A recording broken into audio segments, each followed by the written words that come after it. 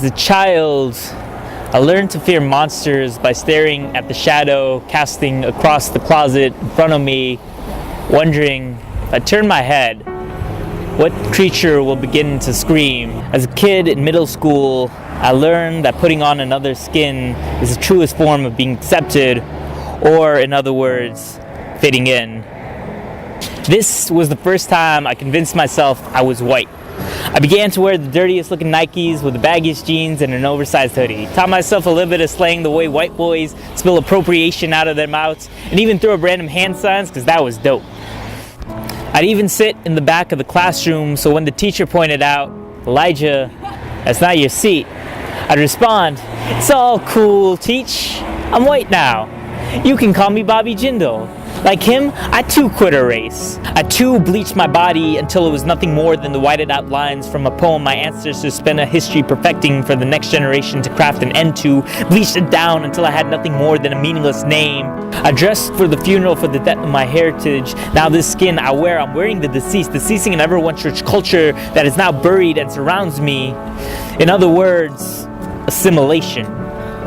How, by forgetting where I come from, I become my own master of self-deception, a face masked and masked again, until even I am convinced that Pakistani has been stripped from within me, burned in this melting pot, burning until there's nothing left, not even my name. How nice it'd be to have transforming until I have another name that is not terrorist, not sand people, or ISIS, or whatever those interrogators call those more than 1,200 immigrants who were legally abducted and tortured after 9/11, looked at them with revulsion, driven from the fear like a monster hiding under the bed. Muhammadu Saleh, he said, "Don't worry, Mom, I'll be back soon." And then he was forced to drink seawater, said it tasted so awful he threw up, said every once in a while one of the guards would smash him in the face, said there were some days they'd throw him in a truck, crush his bones for hours, said female interrogators would rape him, said he kept praying to God while being molested, but God just watched, said his mother died before he was released. Now, says no more. Some prisoners were force-fed through thin tubes, painfully driven up into the nose, food gorged until their noses bled, and to this day their noses bleed so harshly they can't sleep at night. And to this day, Muslim Beg still hears the screams of a terrified woman in the cell next to him. To this day, many of them suffer from depression and trauma, so much so they haven't been able to focus enough to hold a job. And to this day, not a single shred of evidence has been able to link them to terrorism, yet Brown still invokes so much fear where a boy can bring an electronic clock to school and get arrested because don't we all carry bombs? And the week before writing this, a 12-year-old Sikh boy was detained for 3 days without anyone informing his family because the school bully said he had a bomb.